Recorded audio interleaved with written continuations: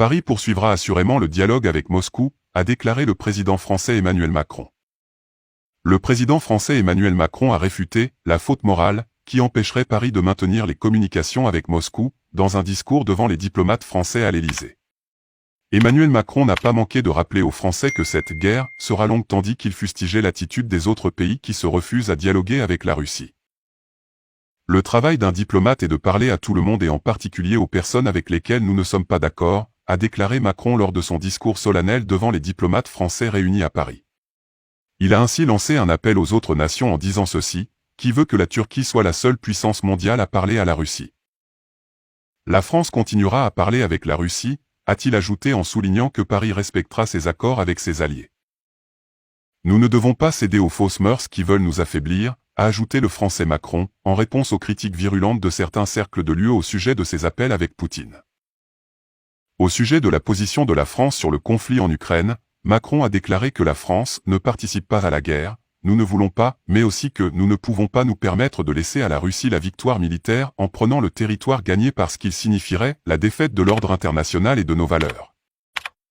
Macron a ajouté que l'UE et les États-Unis doivent œuvrer pour soit une victoire de l'Ukraine, soit une paix négociée conclue à des conditions acceptables pour l'Ukraine, tout en admettant que l'Occident doit se préparer à une longue guerre.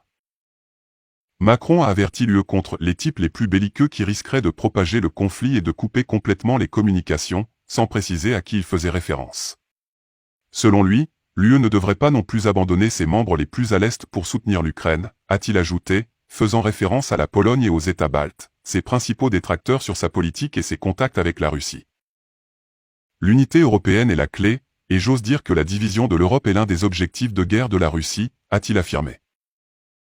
Macron a également exhorté les ambassadeurs à être plus agressifs contre la désinformation, les fausses nouvelles et la propagande sur les réseaux sociaux et à utiliser les outils à leur disposition pour combattre la Russie, la Chine et la Turquie et admettre la vérité sur les actions françaises, faisant référence au sentiment anti-France naissant en Afrique. Il y a une semaine, le président russe Vladimir Poutine et son homologue français Emmanuel Macron ont eu leur premier appel téléphonique en près de 3 mois pour discuter du conflit ukrainien et de la sécurité nucléaire dans la région de Zaporozhye. N'oubliez pas de vous abonner et surtout de cliquer sur la cloche de notification. Likez la vidéo si ce n'est pas déjà fait.